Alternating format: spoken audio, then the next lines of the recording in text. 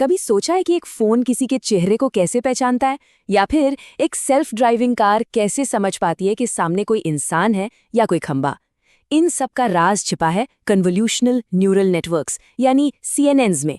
तो आज हम इसी कमाल की टेक्नोलॉजी के कोड को क्रैक करने वाले हैं, वो टेक्नोलॉजी जो एआई को हमारी ही तरह देखना सिखाती है। चलिए देखते हैं कि हमारा ये सफर कैसा रहेगा। हम इसे 5 हिस्सों में समझेंगे। सबसे पहले हम ये जानेंगे कि ये देखने वाला एआई आखिर है क्या। फिर हम देखेंगे कि ये इंसानों की तरह कैसे सीखता है, इसकी अंदरूनी बनावट कैसी है, असल दुनिया में ये कहाँ-कहाँ काम आ रहा है, और आखिर में इसकी चुनौतियों और भविष्य पर भी एक नज़र डालेंगे। तो चलिए सीधे पहले पड़ाव पर चलते हैं, वो एआई जो देखता है। यहाँ हम ये समझने की कोशिश करेंगे कि कैसे एक मशीन जो सिर्फ पिक्सल के झुंड को देखती है, उसे एक सार्थक तस्वीर के रूप में पहचानना सीख जाती है। तो सवाल यही है कि ये सब होता कैसे है।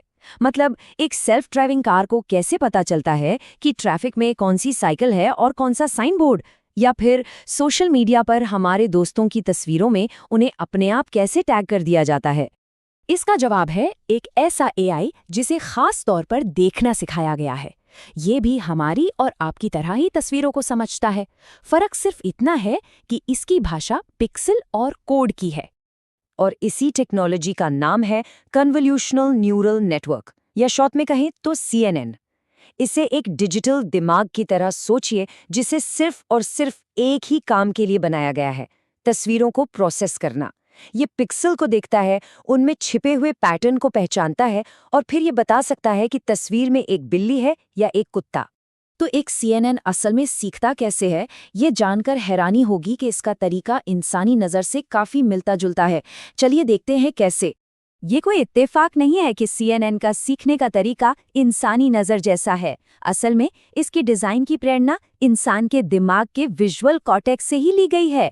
दोनों ही एक श्रेणीबद्ध तरीका अपनाते हैं, यानी छोटी छोटी डिटेल्स से शुरू करके पूरी बड़ी तस्वीर तक पहुंचना। जरा बाईं तरफ देखिए।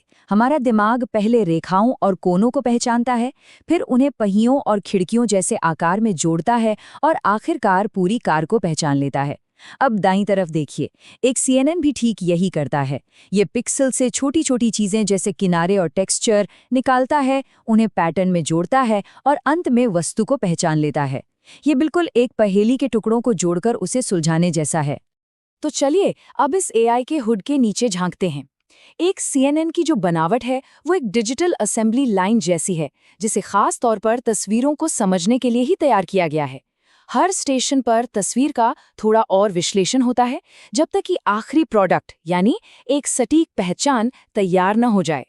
ये असेंबली लाइन कुछ इस तरह काम करती है। एक तस्वीर पिक्सल के रूप में अंदर जाती है। पहली कुछ लेयर्स एक जासूस की तरह किनारों और टेक्सचर जैसे बुनियादी सुराग ढूंढती हैं। फिर अगली लेयर्स इन सुरागों को सरल बनाती हैं, फालतू की डिटेल्स हटाकर सिर्फ सबसे ज़रूरी जानकारी रखती हैं। और अंत में आखिरी लेयर इन सभी जानकारियों को एक साथ रखकर अंतिम फैसला लेती है। हाँ, ये एक बिल्ली है। इस पूरी प्रक्रिया का दिल है कन्वोल्यूशनल लेयर। इसे जासूसों की एक टीम की तरह सोचिए, जिनके पास एक खास तरह का मैग्नीफाइंग ग्लास है जिसे फिल्टर कहते हैं। एक जासूस सिर्फ सीधी रेखाएं ढूंढता है, दूसरा गोल आकार, और तीसरा खास तरह के रंग या टेक्सचर। वे पूरी तस्वीर पर घूम घूम कर इन खासियतों को उजागर करते हैं। कन्वोल्यूशनल लेयर के बाद आती है पूलिंग लेयर। ये एक एडिटर की तरह है। ये जासूसों द्वारा इकट्ठा की गई सारी जानकारी को देखती है और उसे छोटा कर देती है, सिर्फ सबसे मजबूत सुरागों को रखती है। इससे न सिर्फ प्रक्रिया तेज होती है, बल्कि ये भी पक्का होता है कि नेटवर्क गैर जरूरी डिटेल्स में न उलझे, जिससे वो नई तस्वीरों पर गलतियां कर सकता है, जिसे ओवरफिटिंग कहते हैं। और आखिर में आती है फुली कनेक्टेड लेयर, जो एक जूरी की तरह काम करती है। ये सभी सुरागों और सबूतों को देखती है, बिल्ली के कान का आकार, मूंछों की बनावट, आंखों का रंग, और फिर अपना अंतिम फैसला सुनाती है। ये सभी टुकड़ों को एक साथ जोड़कर कहती है, सबूतों के आधार पर 98% संभावना है कि ये एक बिल्ली है। तो ये टेक्नोलॉजी सुनने में तो बहुत अच्छी है, पर असल दुनिया में इसका इस्तेमाल कहाँ हो रहा है? चलिए इसके कुछ हैरान कर देने वाले उपयोगों पर एक नज़र डालते हैं। सच तो ये है कि CNNs पहले से ही हमारे चारों ओर हैं। अस्पतालों में ये डॉक्टरों को एक्सरे और MRI में ट्यूमर जैसी बीमारियों को जल्दी पहचानने में मदद करते हैं। सड़कों पर ये सेल्फ ड्राइविंग कारों को लेन और पैदल चलने वालों को पहचानने की ताकत देते हैं। और हमारी जेब में ये हमारे फ़ोन को सिर्फ हमारे चेहरे से अनलॉक करते हैं। ये वो अनदेखे सहायक हैं जो हमारी डिजिटल दुनिया को शक्ति दे रहे हैं। लेकिन जैसा कि हर टेक्नोलॉजी के साथ होता है, ये हर तरह से परफेक्ट नहीं है। तो हमारे आखिरी खंड में हम इसकी कुछ सबसे बड़ी चुनौतियों और भविष्य में हम क्या उम्मीद कर सकते हैं, इस पर एक ईमानदार नज़र डालेंगे। तो यहाँ खूबियों और खामियों का एक संतुलन है। फायदे साफ हैं, ये खुद सीखते हैं और अविश्वसनीय रूप से शक्तिशाली हैं। लेकिन चुनौतियां भी उतनी ही बड़ी हैं। इन्हें सिखाने के लिए लाखों तस्वीरों और भारी कंप्यूटिंग पावर की ज़रूरत होती है, जो बहुत महंगा हो सकता है। और सबसे बड़ी चुनौती है ब्लैक बॉक्स की समस्या। मतलब एक CNN ये तो बता सकता है कि किसी तस्वीर में कैंसर है, लेकिन ये हमेशा ये नहीं समझा सकता कि क्यों। और ये विश्वास और जवाबदेही के लिए एक बहुत बड़ी बाधा है।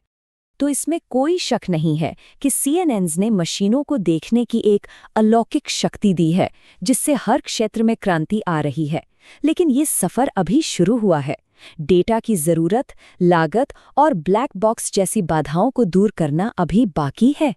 तो आखिरी सवाल ये उठता है कि जैसे जैसे मशीनें बेहतर देखना सीख रही हैं, वे हमें वो क्या देखने में मदद करेंगी जो हम पहले कभी नहीं देख सके। गहरे समुद्र के रहस्यों से लेकर ब्रह्मांड के दूर के